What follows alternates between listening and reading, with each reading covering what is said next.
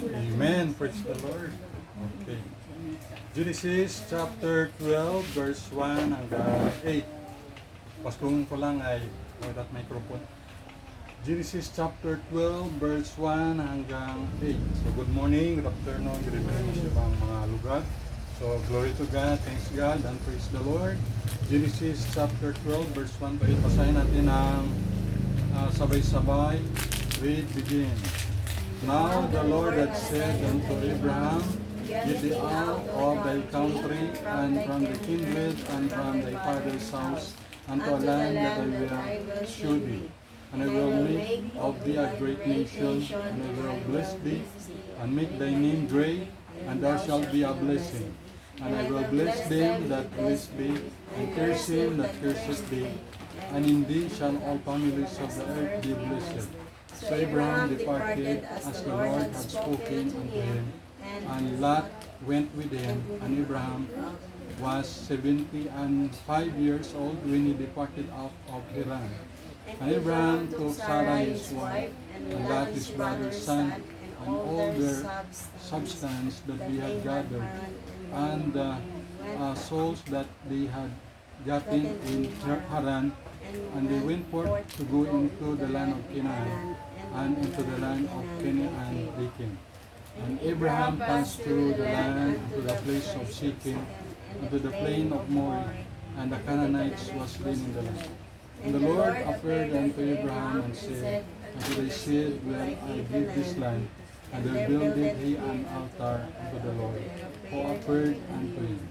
And he removed from thence unto a mountain in the east of Bethel, and pitched his tent, having Bethel on the west and high on the east, and there he builded an altar unto the Lord, and called upon the name of the Lord. Let us go to the Lord in prayer. Our God, our Father in heaven, thank you po for this day. Thank you sa buhay at sa lakas, sa iyong salita. Sweet Holy Spirit, help us. Help me at meron kaming blessing spiritual na matanggap.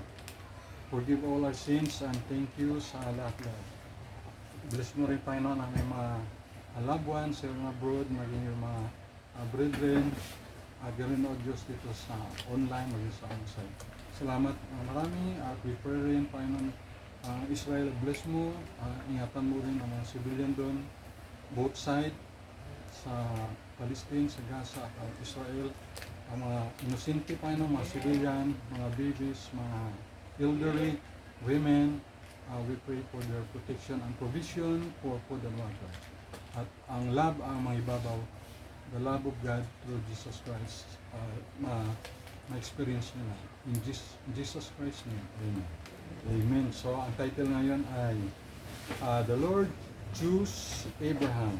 The Lord chose Abraham. Pinili ng Panginoon si Abraham. Si Abraham ay galing yan siya sa Ur of the Chaldees. Yung Ur ay sa time natin ngayon ay sa may Iraq. Sa Iraq. Ang another word ng Iraq ay Babylon. At tapos ay Iraq na ngayon sa modern day sa ating panahon. At taga doon si Abraham. At of course, before naging Abraham, father of many nations, ang pangalan niya muna ay Abram. At ang asawa niya man si Sarai.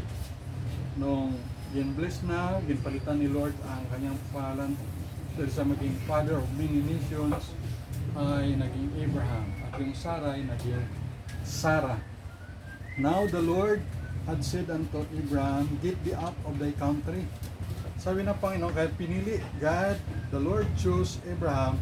Abraham, umalis ka diyan sa iyong country of Ur of the Chaldees, sa Babylon, sa Iraq, at dadalhin kita sa lugar ng Promised Land. Ito yung Promised Land, ito yung Canaan.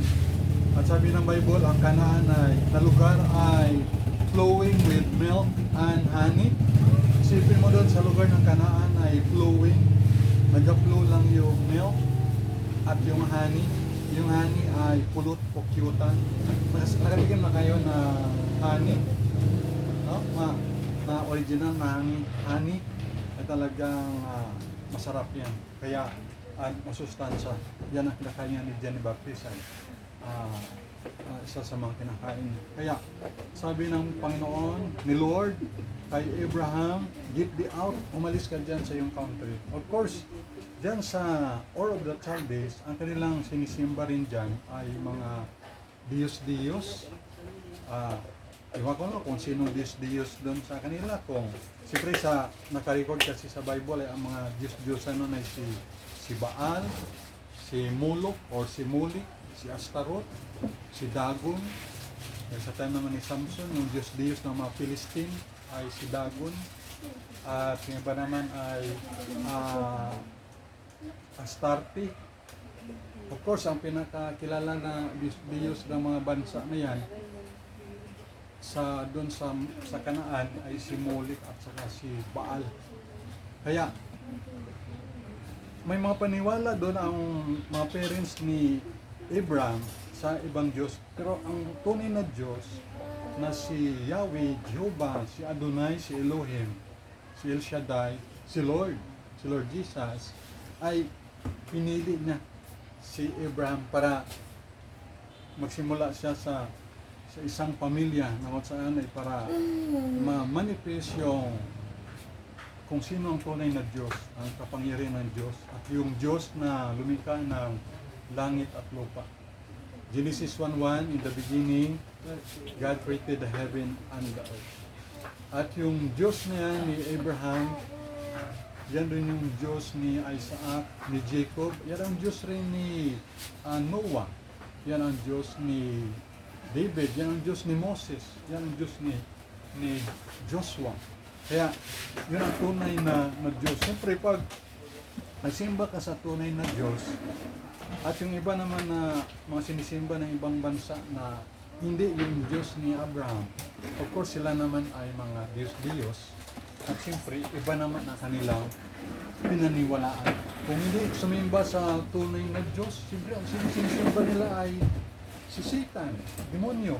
At doon lang, ginagamit lang yung mga tulad na yun ni Baal, ni Moloch o ni Molech, ni Dagon, na yun ang dinidiyos nila. Siyempre, indirectly, ibang Diyos yun. Hindi yung tunay na Diyos ng Israel, kundi the devil itself yun, ang sinasamba nila.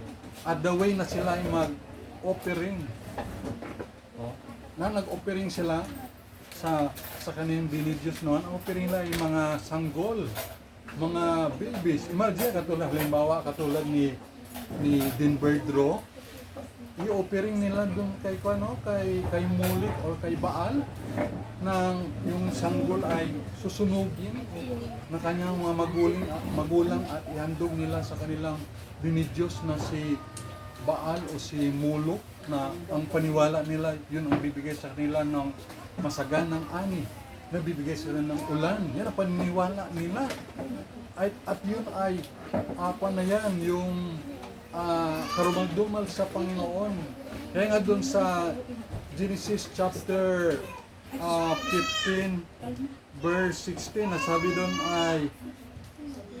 doon sa Genesis 15 verse 16, but in the fourth generation they shall come hither again, for the iniquity of the Amorites is not yet full. So, ang fourth generation ay darating, yung fourth generation, kasi dumamay yung mga Israelites sa Egypt ay. So, nung mag-fourth generation na, siyempre apo sa tuod na yon.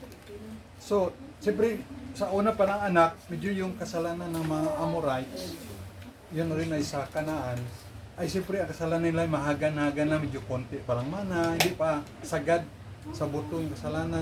Tapos may apo sa tuhod na ang kasalanan na pinapraktis ng mga Amorites ay hindi pa man gaano na to the extent na 100%. Pero pagdating na sa fourth generation ng sinabi dito sa Bible, ay doon na yung kasalanan ng Amorites ay full na. Ibig sabihin ay sagat na. Kumbaga ay sobra na, di ba? Mayroong slogan na sinasabi na tama na, sobra na, palitan na. Kumbaga kalusin na, puno na yung salok Kaya yun ang nangyari sa kasalanan ng mga Amorites, na kung saan yung mga tao doon ay sukdulan na yung kasalanan na they offer the babies to their false god nga si Molech or si Baal, na ang itsura naman nabanggit ko last week na may kamay, may paa, na ang itsura na parang kambing, na parang aso, na parang baka, na hindi maintindihan. Iba naman may sungay, si Baal, si Molech ay yung nabanggit ko before. At doon, sinusunog yung mga babies o sinila. Kaya matiis mo kaya nila na meaning na ang anak mo si Pedro ay ihandog kay Baal, kay Molech, na sunugin, na buhay bilang paniwala nila. Ito nagbigay sa atin ng karangayaan ng buhay, masaganang alin, nagbigay ng ulan, ng prosperity. Oh, hindi si Denver, ayaw niya. Oh, yan ang ginagawa ng mga magulang mismo. At sawain lang sa kanila, no, ng mga taga-Amorite, sa Kanaan na yun, na i-offer ng kanilang sanggol, na parang okay na sa kanila na sunugin ang kanilang anak. Pero sa Panginoon, sa tunay na Diyos ni Abraham, ayaw niya. Sabi ng Bible, yan ay abomination o karumalduman. Kaya yung dahilan na kung mapansin nyo, na sabi ng Panginoon, Moses, Joshua, ubusin yung patayin yung mga nakatira doon. Yung mga Amorites na yun. Utos yun ng Panginoon. Kung isipin mo, gano'n mag-utos si Lord? Oh yes. Kasi ang mga tao doon mula matanda hanggang bata, hindi naman yung Diyos na si Yahweh, si Jehovah, si Adonai, si Lord, si Elohim ang sinasamba, kundi si Satanas, sa katauhan ni Moloch o ni Baal o ni Molech o ni kung sino mga Diyos noon. Kaya pinapapatay ng Panginoon yung mga tao doon. Siyempre kung hindi ang Diyos ng Israel ang sinasamba ng tao, sino ang sasambay ng tao? Siyempre, demonyo. O diba? Kumbaga, ang sasambay lang naman ay alin sa dalawa lang ay yung creator, yung manlilika o created being, creation. O diba? O diba si Satan, bago naging Satan siya ay si Lucifer, created being lang siya, nilikha lang siya ng Diyos. Kaya lang, sabi ng Bible, nagkaroon ng pride sa kanyang puso, na gusto niya rin maging Diyos. Nakalimutan niya na nilikha nga siya, na kasi siya, sabi daw nga, siya yung song leader doon sa kalangitan. At mayroong yun may tawag doon yung son of the morning ba, o son of the morning tawag sa kanya. Iba naman yung bright and the morning star. Si Jesus naman yun. Kasi kung saan sa dalawa na yun mga son of the morning o bright and morning star, may tawag doon kung sa anong doon. Hindi ko lang, nalista ko na yun pero makuha na yung time para isuyan pa, hanapin. So, ganun. Kaya, pag hindi sumimba sa tunay na Diyos, ang tao, ang sisimbahin nila ay yung piki na Diyos o mga nilikha. Kaya, creator or created sa atin, sa palagay nyo, sino sinasamba natin, yung mga created being o creator? Siyempre, creator yun, yung Diyos ang ating sinasamba, Diyos ni Abraham, ni Isaac at saka ni Jacob. Kaya yun ang dahilan bakit pinapatay ng Panginoon yung mga nakatira doon sa Kanaan, yung sa Amorites. Kaya ang title ngayon natin ay The Lord Chose Abraham. At dito ay mayroon siyang number 1 ay mayroon siyang promise. Before that promise, may number 1 muna, command. No? Number 2 yung promise. Number 1 yung command ng Panginoon sa verse 1. Now the Lord said unto Abraham, get thee out of thy country. Yung utos ng Panginoon kay Abraham, get thee out. Umalis ka diyan sa iyong country, sa iyong lugar na yan ng Ur of the Chaldees, yan sa Iraq. Kasi yung mga tao diyan ay nang sinasamba nila ay maling Diyos, ibang Diyos. Kaya gusto ko na alis ka diyan para dadalhin kita dito sa bagong lupain, sa promised land na pangako ko sa iyo. Kaya yan ang utos ng Panginoon, get thee out of thy country, and from thy kindred, at sa iyong mga kamag-anak, and from thy father's house, at dadaling kita sa a land that I will show thee, at sa lupain na ipapakita ko sa iyo. And I will make of thee a great nation, gagawin kitang dakilang bansa. So siya lang ay individual lang muna siya, tatay siya, pero gagawin ng Panginoon dito, gawin kitang great nation. Ito yung number 2, ito yung promise sa kanya.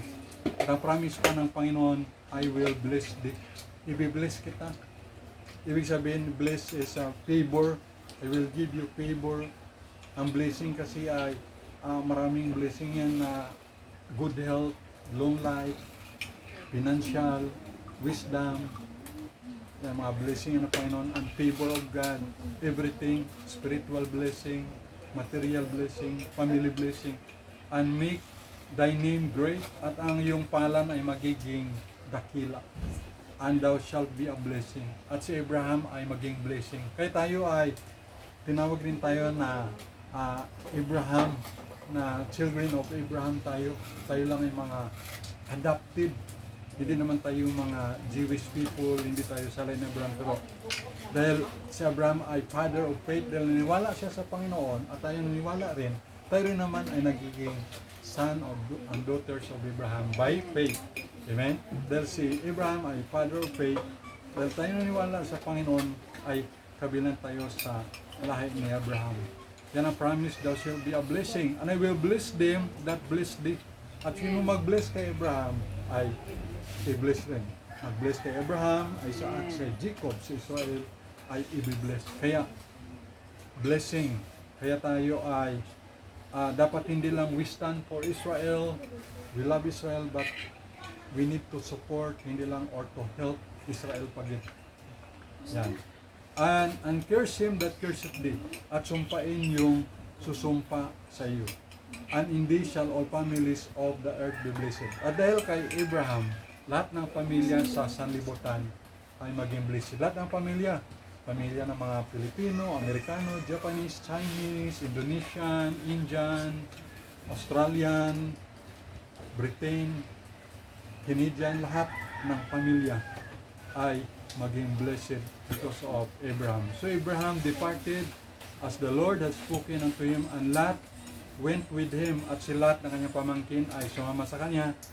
Kaya nga si Lot ay pinagpala rin kahit saan pumunta si Abraham, damay siya sa blessing. Sabi nga, blessing by association. Kumbaga ay na stay with Abraham. Kung nag-stay lang si Lot kay Abraham, ay pinagpala, ay pagpapala siya. Kaya humiwalay kasi sa kay Abraham, kaya nagkabulilyaso tuloy yung buhay niya at ang kanyang mga anak.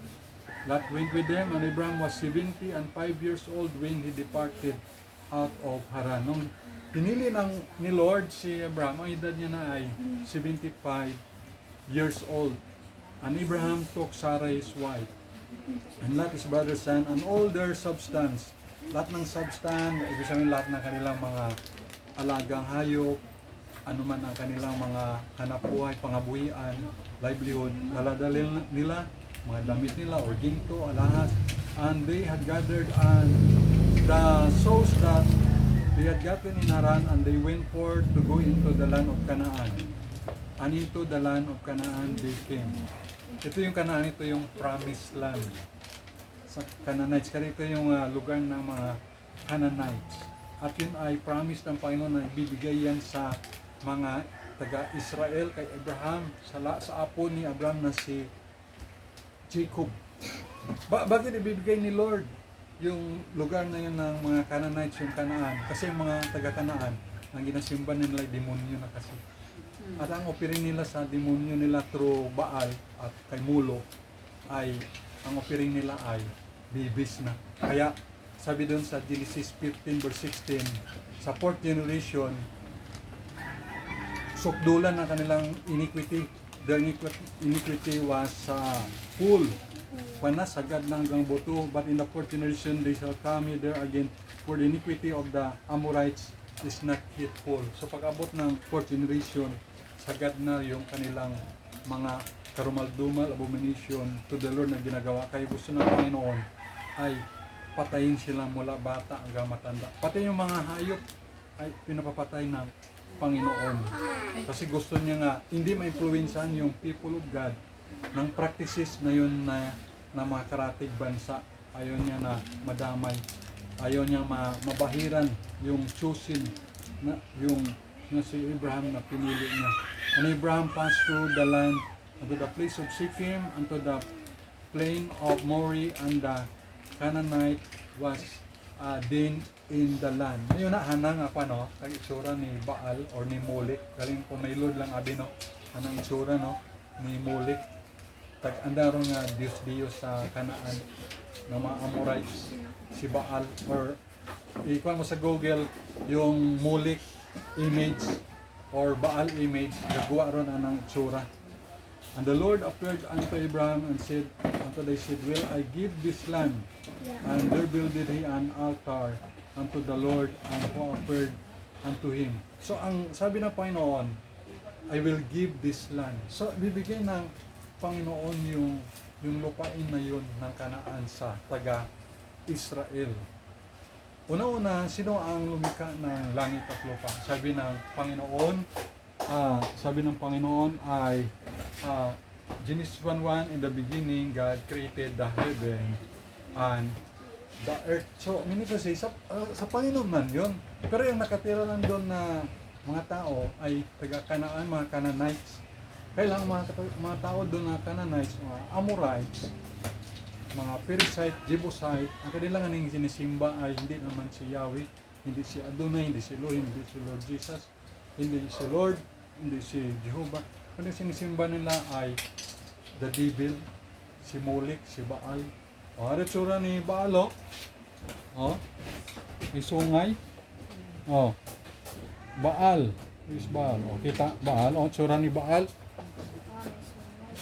O, yan, tsura ni Baal. May kamay, may paa rin yan, may sungay. O, tapos may yung bibi, ilagay dyan sa image, susunugin. Kaya yan ay abomination karudumal-dumal kay Lord. Kaya pinapapatay na ni Lord yung mga nakatira doon at mga tao doon. Yan ang tsura ni Baal. Hanapin mo naman si Molech. Molech image. Or Molech. Oh. Ang spelling ay M-O-L-E-C-H. Ay, si Kwanra. Siguro si Molech. Pare man kay Baal. Pare man kay Baal. Moloch and Baal are the same. Molech, pareho man. Oh. Lema tayo, Molech, the ancient pagan god of child sacrifice. Yon. Ayon ni Lord yung child sacrifice na sinusunog. O pareho man, si Baal, si Molech, or Molech, ay man iba. Yon. Kumbaga sa mga Pilipinas ay si Anito, no? Pero wa man ga-practice gabi niya sa Pilipinas, si kay Anito ay iagad ng mga bata. Diba? Basta ito ron, no? Soro yun. Kaya dito may utos ang Panginoon sa Joshua chapter 11. Sa Joshua chapter 11 verse 20. Joshua 11 verse 20. Sabi dito, for it was of the Lord to harden their hearts, that they should come again against Israel to battle, and He might destroy them utterly. I-destroy utterly sila. And that they might have no favor. Ibig sabihin, no favor, no mercy. That He might destroy them as the Lord commanded Moses. So pinapadestroy ni Lord yung mga tao doon sa lugar na yon. Bakit pinapadestroy ni Lord? Dahil ang sinisimba nila ay si Baal, si Molech, or si Satan. Kaya ginapa-destroy. Nagets nyo? Baka isipin nyo, ginapapatay ni Lord lang mga tao doon. Ginapapatay ni Lord dahil ang ginasimba naman lang nila ay si Satanas. Through sa images ni Baal or ni Molech or ni Molech. May iba pa nga yan si Astarte. Sa time ni Samson si Dagon. Oh. Kaya minsan hindi natin ma-question bakit napapatay ni Lord. O di ba si Kwan din nga si David nga, Philistine rin, di ba? Kasi ang Diyos rin ni Goliath, of course, dyan rin sa mga pagan god. Kasi pag hindi tunay na Diyos, pagan, dalawa lang yan ay true God, totoong Diyos, at yung kalaban niya ay pagan gods. Pag pasang pagan, ay yan ay bunga ng imagination. Makita ko lang yung punong kahoy na 100 years old, ay, Diyos kundra, luhuran ko ra, hagaran ko ra. So, yung bunga ng imagination, pagan god. Or yung mga lola natin, ninuno. Or sa ibang bansa nga, ang Diyos nila ay emperor sa Japan. Sa Thailand, Diyos nila, emperor, Ag Elephante. Ang pinaka-primary Diyos ng Egypt dati ay yung bull, yung toro, at mga cobra, mga snake. Sa Afrika naman, ang Diyos nila ay crocodile. Kaya mayroon dong kwento na nanay, may dalawa siya na bata, mataba at payat. Pumunta siya sa ilog, offering niya sa river sa kanyang god na crocodile. She gave the good baby, healthy baby, initsa niya, throw to the river, offering to her crocodile god. Pero yung payat ay kanya. Pero yung malusog para sa crocodile god. Imagine praise the Lord na tayo ay namulat tayo na ang ating Diyos ay hindi crocodile, hindi daga, hindi cobra, hindi turo, kundi namulat tayo na natuloy din ng Word of God, si Lord Jesus Christ ang ating Diyos. Amen? Dahil si Jesus ay Diyos, sabi sa John chapter 1 verse 3, all things were made by Him, and without Him was not anything made that was made. Yung hymn na to si Jesus, palitan natin ng Jesus ha. All things were made by Jesus Christ, and without Jesus Christ was not anything made that was made. Amen, di ba? Sa verse 1 nga, ng John 1:1, in the beginning was the Word, and the Word was with God, and the Word was God. At yung Word na yan, yung salita, was God. At yung Word na hayag sa laman, verse 14, and the Word was made flesh and dwelt among us. So made flesh si Jesus. God was manifest in the flesh sa laman. And dwelt among us, and we beheld His glory, the glory as of the only begotten of the Father, full of grace and truth. Kaya pasalamat tayo na tayo ay namulat tayo ngayon sa katotohanan ng ating Diyos ay yung Diyos ni Abraham, Isaac, and ni Jacob. Kaya yun ang gusto ng Panginoon na pinapapatay niya yung mga tao doon sa Kanaan. Inutos niya kay Moses at kay Joshua. Pero anong ginawa ni Joshua? Hindi nila inubos, patayin. Tingnan mo, sa verse 20, Joshua 11 verse 21. Oh. And at that time came Joshua and cut off the Anakims. Ang pinatay lang nila yung Anakims, mga giant, from the mountain, from Hebron, from Debir, from Anak, and from all the mountains of Judah, and from all the mountains of Israel. Joshua destroyed them utterly with their cities. Verse 22, Joshua 11:22, there was none of the Anakims left in the land of the children of Israel, only in Gaza, in Gath, and in Ashdod, there remains. Sa Gaza ngayon, yung mga footmen, mga soldier, Israel Defense Force, sila ngayon ay nagpasok doon sa Gaza. Pero doon sa Gaza, noong unang panahon, may mga natira kasi. Hindi kasi inubos. Okay, so, kasalanan na yun nila Joshua, nila Moses. Hindi nila pinatay. Sa time ni Lord Jesus, pinababayaan na lang yun. Toleration na lang, hayaan na lang, let them live. Importante na lang, nandyan na yan, hindi nyo pinatay, hindi nyo sinunod si Lord. So, problema sila ngayon, di ba? Oh. Kita mo, off guard sila eh. Ang mga Hamas, mga terrorist, nagparachute. Bago sila nagparachute, nagpalipad muna sila ng ilang missile yun? 2,000 missile, no? 2,000 missile, imagine, dami. And then, pagkatapos ng mga missile attack, pumasok sila by parachute at yung iba naman by sea, iba ay by land. So, tapos pinagbabaril lang nila doon yung may music festival ng mga Israelites. Siyempre, civilian yung music festival.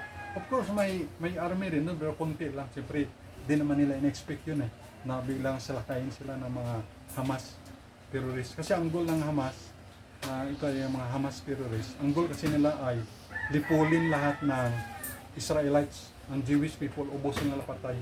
Yun naman ang goal nila. Parang si Hitler din sila Gusto ubusin yung lahi ng Panginoong Isus. Si Lord Jesus, Jewish siya. Yung mga disciples, apostles, mga Jewish yun. Yun ang goal nila. Of course, yan ay apo ni Abraham at may pangako ang Panginoon na sino mag-bless sa Israel, i-bless. Sino magsumpa, isusumpa. At hindi na yun. Kahit ano pa gawin ng mga ibang bansa na lipulin yung mga Hudyo, Israelites, hindi nila kaya. Alam mo kung paano lang matalo yung mga Israelites? Once yan is sa First and Second Kings, natatalo lang yung mga Israelites pag sila ay sumamba kay Baal, sa Diyos ng mga kanilang kalaban.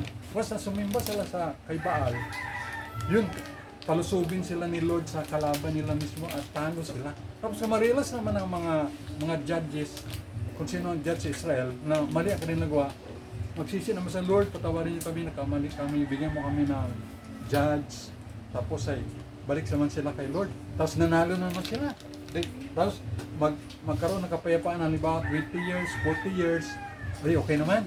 Ang gagawin ng mga Israelites, sisimba naman sila kay Baal o kay Molech o kung sino mga Diyos doon ng mga ibang bansa. Din, ang gagawin naman ni Lord, salakayin na naman sila ng kalaban nila bansa, matatalo na naman sila. Din, ulit-ulit ganun lang. Babalik naman sila kay Lord, tingin ng tulong, tapos mananalo naman sila. Yan lang ang dahilan na matalo yung Israel pag sumimba na sila sa mga Diyos. Pag hindi na si Yahweh, hindi na si Jehovah, si Adonai, si Elohim, si Lord, ang kanilang sisimbahin, kasambahin, paglingkuran, ibigin, at susundin, matatalo sila.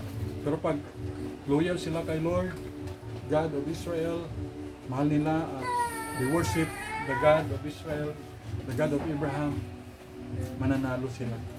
Pero alam mo, sa totoo lang, yung Jewish at saka yung Muslim, Judaism at Muslim, until now, ang pagkamali lang nila, hindi pa sila naniniwala kay Jesus Christ bilang Lord and Savior and bilang God si Jesus. Ang God the Father, naniniwala si Jesus Christ ay God. Hebrews chapter 1 verse 8, sabi ng God the Father, unto the Son is said, thy throne, O God, si Jesus. Thy throne, O God, is forever and ever. Yun lang. Alam niyo kung mayroong love lang na umiira sa puso ng mga Hamas, hindi nila gagawin yun na, imagine ang mga nagatakbuhan yung mga Israel, babarilin lang, tapos mayroong sasakyan, babarilin lang. Tapos nagtago doon yung mga Israelites sa bombshell, nagtago sila sa kwarto, Yung Hamas doon na terrorist, nagisan sila ng grenade o anong pampasabog. Siyempre patay. Yung iba doon, iba naman buhay pero may mga injured. Siyempre parang yung ginapasabugan mo lang yung parang mga animals lang doon human yun, mga tao yun. Siyempre kung may love ka sa puso mo galing sa Diyos or Jesus Christ, di mo yun gagawin katulad ko. Halimbawa, sa kwarto ibang lahi, iitsahan ko ng granada, hindi ko magagawa yun. Siyempre, hindi naman yung gusto ng Diyos dahil God is love. Amen? Diba? God is love. Pero sa kanila kasi, iba. Yung Bible kasi, anong gagawin natin sa people of the book? Nakasulat kasi sa Quran, sa people of the book, pursue them and kill them. May dagdag na, may additional na kasi, kinopyaran yun ni Muhammad sa mga scripture at dinagdagan nila. Kaya yung kung ginabasag nila, ginasunod nila, ay mali na, may mga dagdag bawas na silang ginagawa. At sa totoo lang, lahi man yan ni Abraham kay Hagar sa katulong. Kaya lang yung promise, ng Panginoon ni Lord ay promise niya ay kay Sarah, kay Isaac, hindi kay Ismael na anak ni Hagar ng Egyptian. Pero binigyan rin yun ni Lord ng blessing si Ismael, si Hagar, kay umiyak ay. Anong ginawa sa iyo? Ito, ginkuan ako, sakit ako ni Sarai, akong amo. O sige, magkaroon ka rin ng 12 princes. Ito yung mga Arab nation. O, ibibilis rin kita. At yung lahi mo ay maging bayulinti, at totoo hanggang ngayon, maging bayulinti. Oh, di ba? Pag pumunta doon sa lugar nila sa Middle East, Christian ka, kay Katolik ka, o Protestant, o born again, o Baptist, sigurado pag sa lugar nila ng Muslim, nang bawal ito Word of God. Oh, di ba? Bawal yung panampalataya. Kahit sa Israel, bawal din. Bawal din doon sa mga Jewish people. Dahil ang mga rabbi na nagtuturo kagad sa young people na against sila kay Jesus Christ. At bakit, alam nyo bakit? Sabi ni Ethan Barr, yung Jewish na convert sa Christian, bakit galit yung mga Hudyo rin sa Christian? Dahil akala ng mga Hudyo, ang Christian, Roman Catholic. Dahil si Hitler ay nakipaglamano kay Pope. Iwan ko kung sinong Pope na mga sinauna before pa kay Pope Francis o John Paul. May mga nauna pang Pope sa time of World War II. Kaya ang thinking ng Jewish people, pag Christian, Roman Catholic, di nila alam na marami palang grupo ang Christian. May Presbyterian, may Methodist, may Baptist, may Born Again, may GIL, may Jesus is Alive, may Christ Commission Fellowship, may Day by Day, may Glad Tidings, may Assembly of God. Hindi alam yun ng Jewish, kala nila pag Christian ay Catholic, Roman Catholic lang. Yung pala ay ang dami pala. Kaya ang isip kasi nila, si Hitler nakipag-shaken sa Pope. Kaya ganun pala ang galit ng mga Jewish sa Christian. Hindi nila na ang Christian pala ay iba-ibang grupo rin, marami para. Oh. Pero pagdating doon sa lugar nila, pag Christian, regardless kung anong grupo mo, Catholic, Born Again, Protestant, Baptist, Presbyterian, Anglican, kukontrahin ka. Diba? Kahit sa Hindu, doon sa India, yung mga katedral ng Katoliko doon, ginasunog, ginagiba, ginatanggal.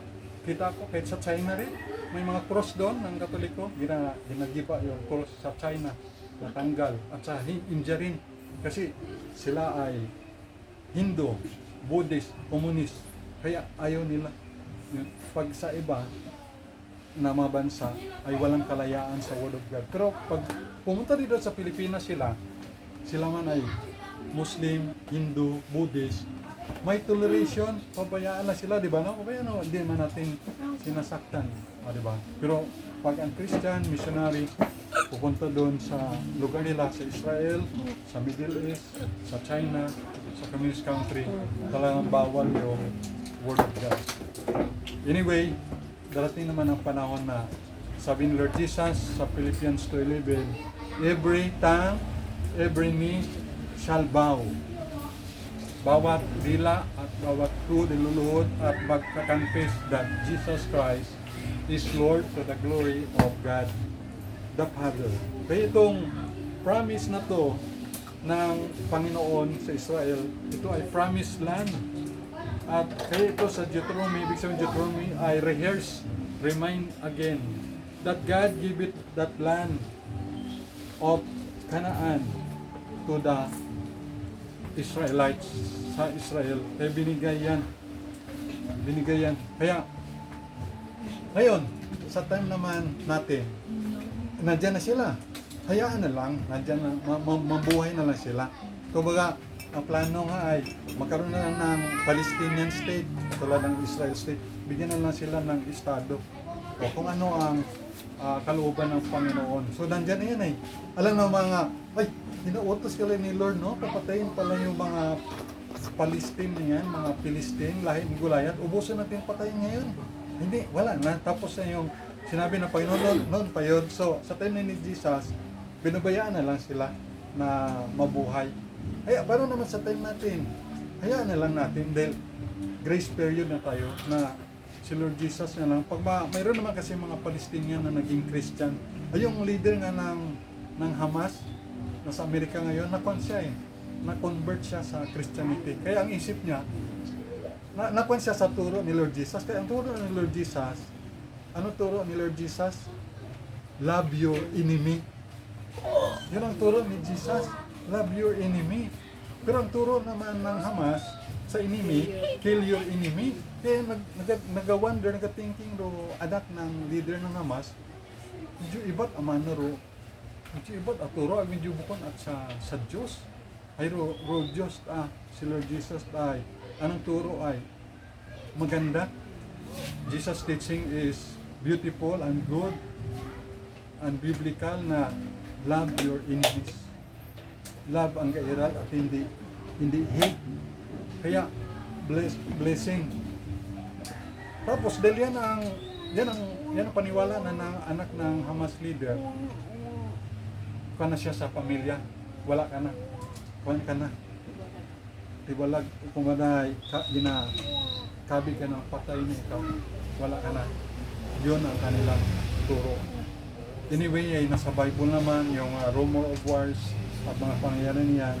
Pag-pray lang natin kay ang kawawa doon ay katulad ng isang bata na parang matanda lang siguro si Linlin sa bata ngayon na Palestinian, taga-Gaza. No? Sabi niya ay maganda rin man na kayo nag-support sa Palestinian, sa Muslim. Pero we need help, hindi lang yung we stand by you, we support you. Hindi namin na kailangan yan. We need help, we need food, we need water. Yan ang gayak-iyak po yung kawawa kawawa dahil nadadamay sila yung mga bata. Sana kung kaaway sila na lang, yung mga leader na lang, no? Yung leader na lang ng Hamas at si Prime Minister Benjamin Netanyahu at leader ng Hezbollah. Sila lang magboxing. Sila lang magbigyan ng glove at magboxing na lang. Sila hindi na lang magpalipad ng mga racket. Sila lang mga sundalo o sila na magboxing na lang dyan. Hindi na yung maglipad ng racket, dami ka agad dapat. Imagine. Kaya ang kulang sa kanila ay Jesus Christ. They need Lord Jesus Christ. Kaya may awitin ay people need the Lord. Kasi pag may Lord Jesus na sila sa heart nila, ilab na nila yung kanilang kapwa. At magkapatid naman yan kay Abraham, yung kay Ismael at kay Isaac.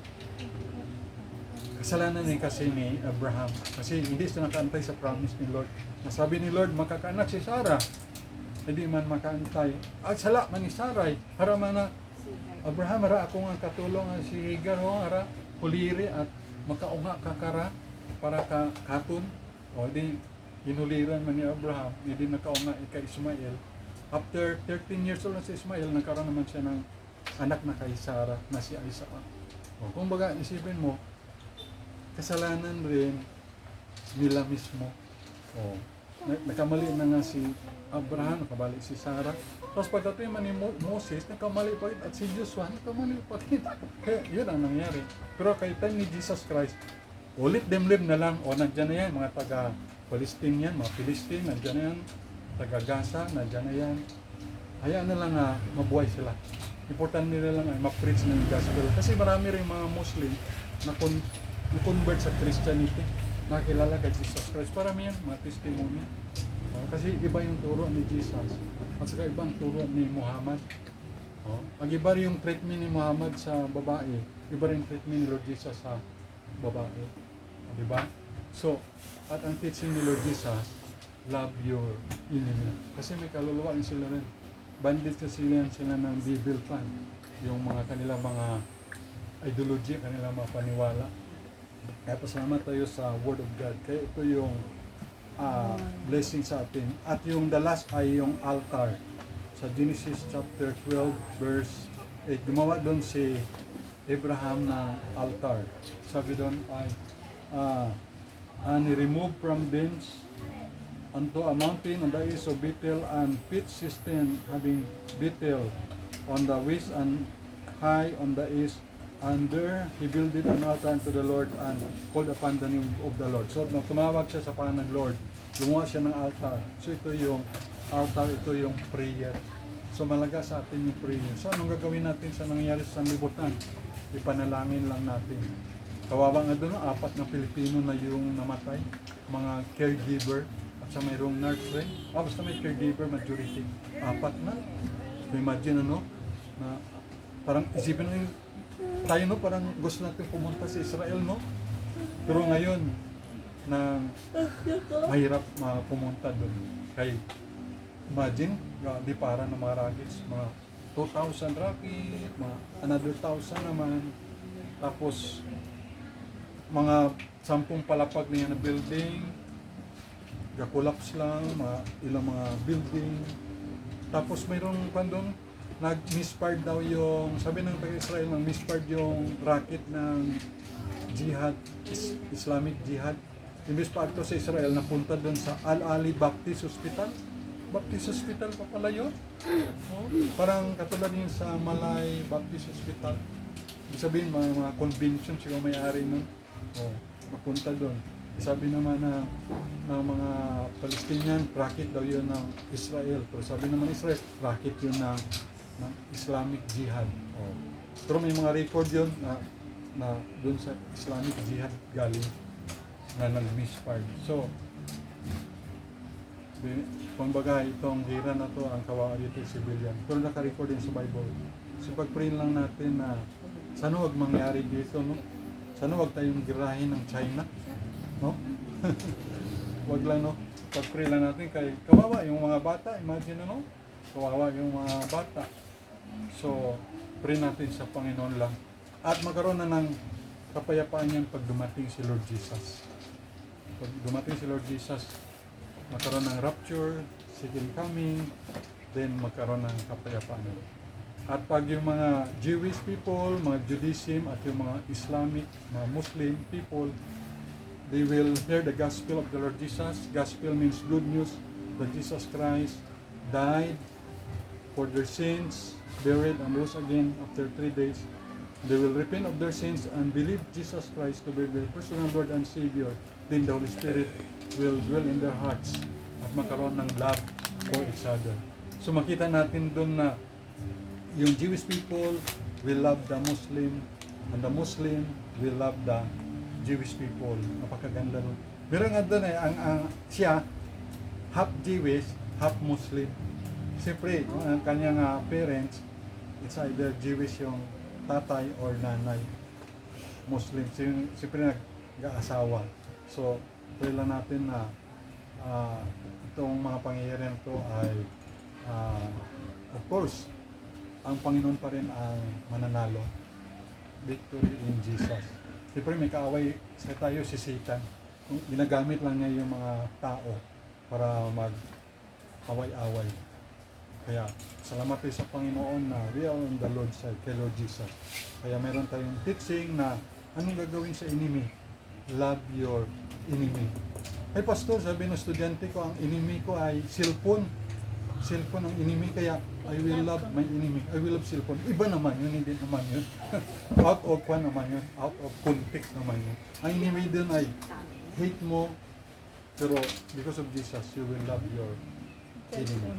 So, let's pray. Our God, our Father in heaven, thank you sa Word of God. We pray rin, Heavenly Father, na yung mga Jewish people, mga Palestinian people, taga-Gaza, mga Hamas people, and will hear the gospel and they receive and believe Jesus Christ to their Lord and Savior. We pray, Heavenly Father, yung sitwasyon doon sa Israel, sa Gaza, din sa Ukraine. We pray mga leader na to ay they will sit down and talk at magkaroon ng love sa bawat isa at para sa good for the humanity, good for the community, Panginoon, and salvation of their souls. At ingatan mo rin ang mga loved ones at aming kababayan doon sa mga lugar na yun. At dito rin sa amin kayo na bulikamon, spiritual, material, financial. Thank you po sa lahat. Bless also the food, physical, bless our giving offering. In Jesus Christ's name, salamat po. Amen. Amen. Thank you. Good morning.